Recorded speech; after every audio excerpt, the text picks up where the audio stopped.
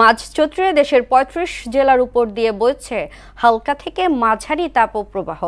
ঈদে বৃষ্টির কোনো সম্ভাবনা নেই, তবে তাপপ্রবাহ অব্যাহত থাকলেও আজ থেকে কিছু কিছু জায়গায় তা কমতে পারে বলে জানিয়েছে আবহাওয়া বিভাগ। আরও জানাচ্ছেন উষা ফেরদৌস।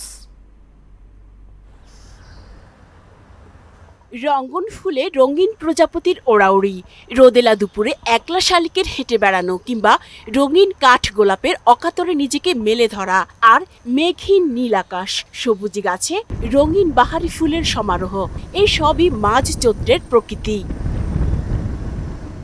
রাজধানী সহ অন্তত ৩৫টি জেলায় বয়ে যাচ্ছে হালকা থেকে মাঝারি তাপপ্রবাহ, আর যশোর ও সিরাজগঞ্জ জেলার উপর দিয়ে বইছে তীব্র তাপপ্রবাহ।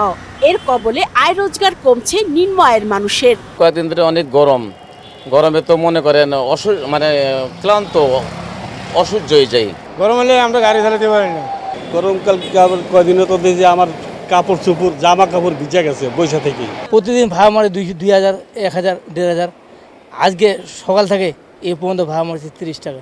এই সময়টায় রোদের বিকিরণকাল বেশি থাকায় দিনের বেলায় গরম বেশি অনুভূত হয়। গত ২-৩ দিন ধরে আমরা তাপপ্রবাহ পেয়েছি হালকা থেকে মাঝারি ধরনের। ঢাকা, রাজশাহী এবং খুলনা বিভাগ, এই বিভাগে যে জেলাগুলো রয়েছে।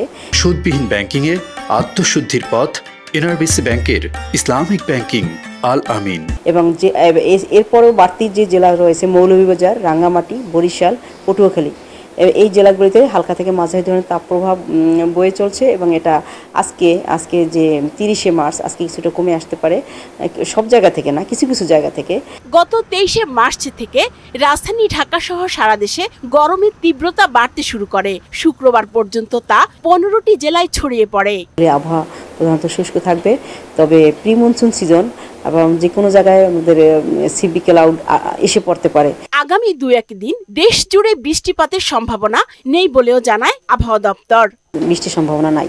উষা ফেরদৌস, মোহনা সংবাদ, ঢাকা।